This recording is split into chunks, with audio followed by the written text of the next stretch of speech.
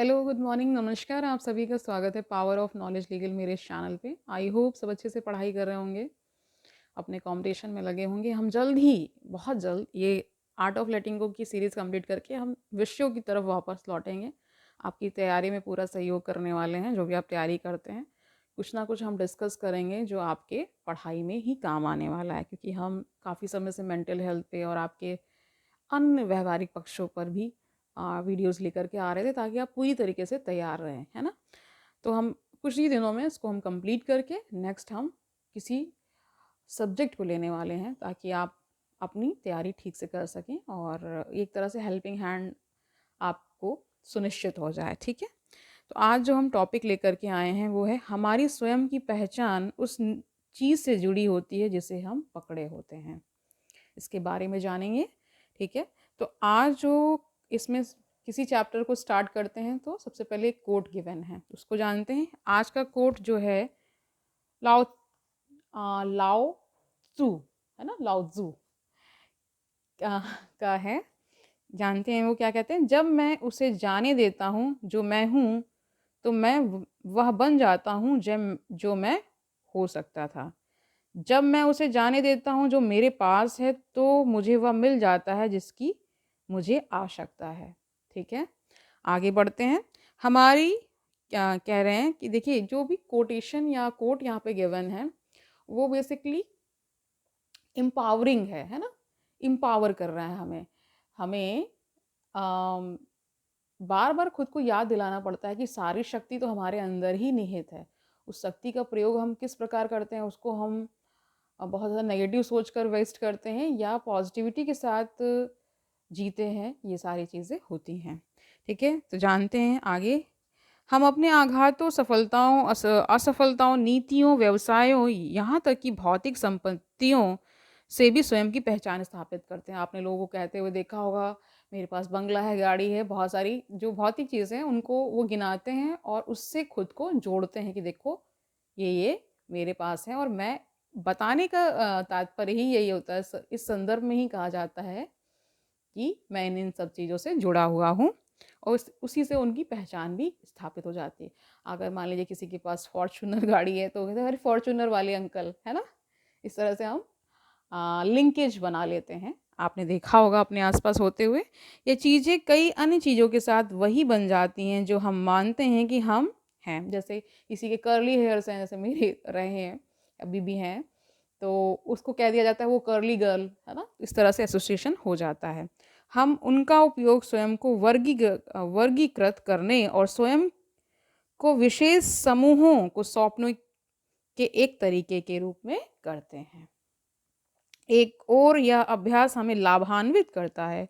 वहीं चीज़ों के साथ पहचान स्थापित करने से हम स्वयं को एक व्यक्ति के रूप में क्या कर रहे हैं, परिभाषित करने में मदद मिलती है।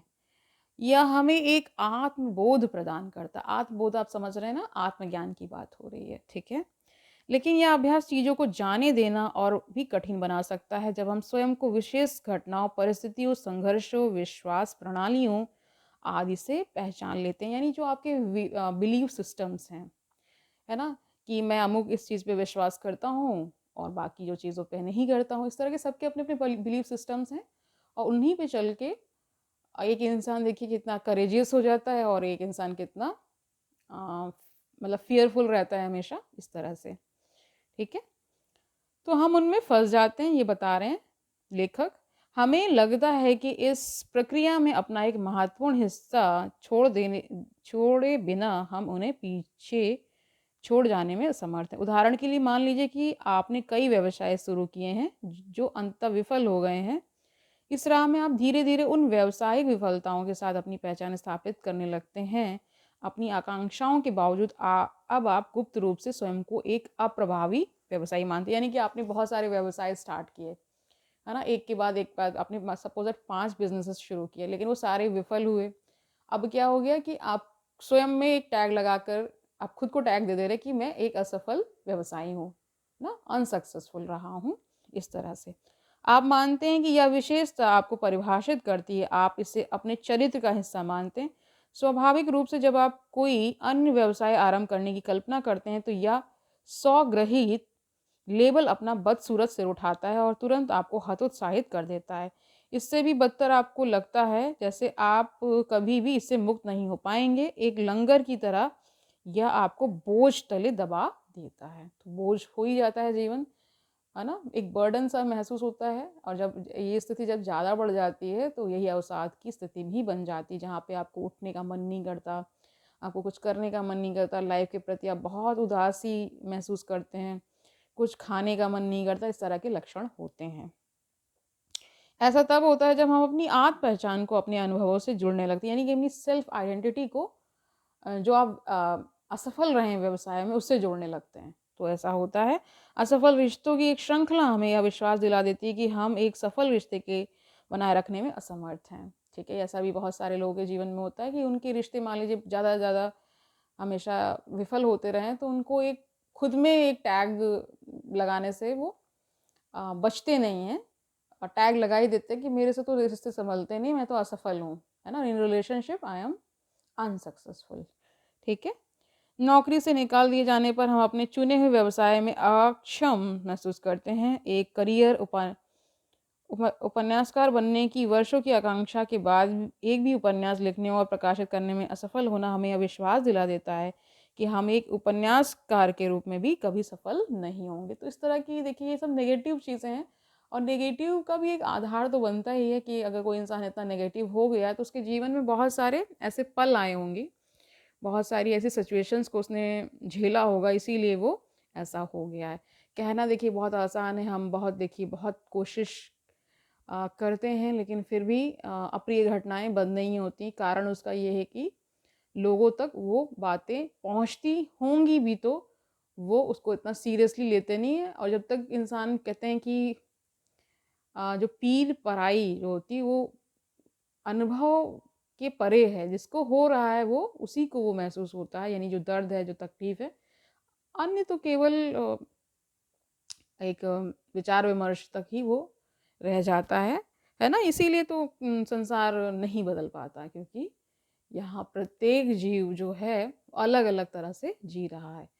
उसको किसी के पास बहुत कुछ है लेकिन बहुत खाली है अंदर से, किसी के पास कुछ नहीं है फिर भी वो इतना संतुष्ट है। इस तरह से ये अनुभव प्रभावित करते हैं कि हम स्वयं को कैसे देखते हैं। हम स्वयं अपनी असफलताएं बन जाते हैं। अंततः अपनी स्वयं की पहचान को उनसे जोड़ लेने पर हम स्वयं को सफल होने का अवसर देना बंद कर देते हैं। अपनी पुरानी पहचानों को त्याग देना अत्यधिक मुक्तिदायक हो सकता है। ये या हमें बुरी यादों और दंडात्मक भावनाओं से अधिक आसानी से छुटकारा पाने की अनुमति देता है, क्योंकि हम अब मनोबल गिराने वाले आत्म आरोपित लेबलों के बंधक नहीं है। तो यानी इन सब चीज़ों को आपको छोड़ना ही होगा। जो लेबल्स आप लगा रहे हैं, जो अपने आप को टैग्स दे रहे हैं, उनसे आप बचिए। कोशिश ये करिए, कोशिश क्या करनी है आपको, कि इन सब लेबल से आप बचिए। यानी कि एक असफलता हुई तो तुरंत आपको एक निष्कर्ष नहीं निकाल लेना है। थोड़ा-सा खुद को समय देना है या कुछ चीज़ों को लेट गो करना सीखिए। ये जो पूरी श्रृंखला चलाई जा रही है, इसीलिए तो चलाई जा रही है कि आप लेट गो करना सीख जाएँ और जीवन को सुंदर तरीके से जी पाएँ। जो भी जीवन में घटित हो रहा है उसको थोड़ा-सा एक्सेप्टेंस उसके प्रति ला पाएँ। उसके प्रोज़ एंड कॉन्स को तो आप देख ही रहे होंगे तभी ये हुआ है ना? ऐसा तो है नहीं कि जीवन में केवल बुरा ही बुरा घटा है। जो अच्छे पल हैं उनको भी याद रखिए। उसमें एक कहते हैं ना कि आप एक एनालिसिस कीजिए। मुझे नहीं लगता कि जीवन किसी का केवल दुःख, अगर मान लीजिए हमें भले ही ना पता हो कि वो हमारे लिए ब्लेसिंग है। कई बार हम बहुत जब बुरा-बुरा देखते-देखते अच्छा देखना ही भूल जाते हैं। जैसे कि हमारे पास पेरेंट्स का होना, है ना? हमारे आस-पास एक सुरक्षित एनवायरनमेंट होना, ये सब क्या है? ब्लेसिंग्स ही तो हैं। हम कोई समस्या आएगी उससे जूझेंगे, उससे पार हो जाएँगे, अच्छे-अच्छे किताबों को पढ़ेंगे, अपने जीवन में अच्छी हैबिट्स को इनकलकेट करेंगे, इस तरह से करते हुए, और अगर कुछ बुराइयाँ हम में रह जाती हैं, उन्हें हम दूर करने का प्रयास करेंगे। इस तरह से जब जीवन जिएँगे तो अच्छा ही हो जाएगा, ठीक है? तो आज के लिए इतना ही रखते हैं। जल्दी हम कुछ नए सब्जेक्ट्स को स्टार्ट करेंगे, कुछ नया पढ़ने की ओर भी ध्यान देंगे, क्योंकि बहुत समय से हम मेंटल हेल्थ और इन सब इश्यूज़ को ही टैकल कर रहे हैं। और ये इसलिए भी किया गया क्योंकि उस बीच मुझे ऐसा महसूस हुआ कि बहुत ज़्यादा लोग परेशान रह रहे थे। परेशान तो ख़ैर उसकी निरंतरता बनी हुई है, उसमें तो कोई कमी मुझे नहीं दिख रही है, क्योंकि आप न्यूज़पेपर उठाइए और फिर मतलब कुछ अच्छी न्यूज़ तो बहुत कम रहती है उसमें। क्राइम बहुत ज़्यादा है, फ्रॉड है, चीटिंग है, रिश्तों में इतनी ज़्यादा पता नहीं क्या उनको चाहिए कि वो एक से संतुष्ट नहीं हो पा रहे हैं। एक से दूसरा, दूसरे से तीसरा, तीसरे से चौथा, ये क्रम चल रहा है। हालाँकि मैं ये भी समझती हूँ एक तरह का एक रोग ही लोगों को हो जाता है, एडिक्शन जिसे कहते हैं।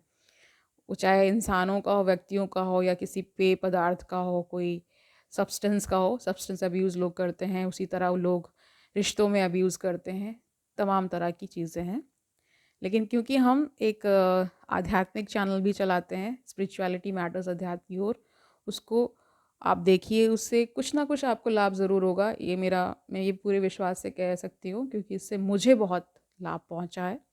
अगर एक-एक इंडिविजुअल भी अपने परिवार, मान लीजिए 4 लोगों का परिवार है, उसमें एक व्यक्ति भी आध्यात्मिक राह पर चलता है, तो उसका पूरा असर परिवार में दिखता है।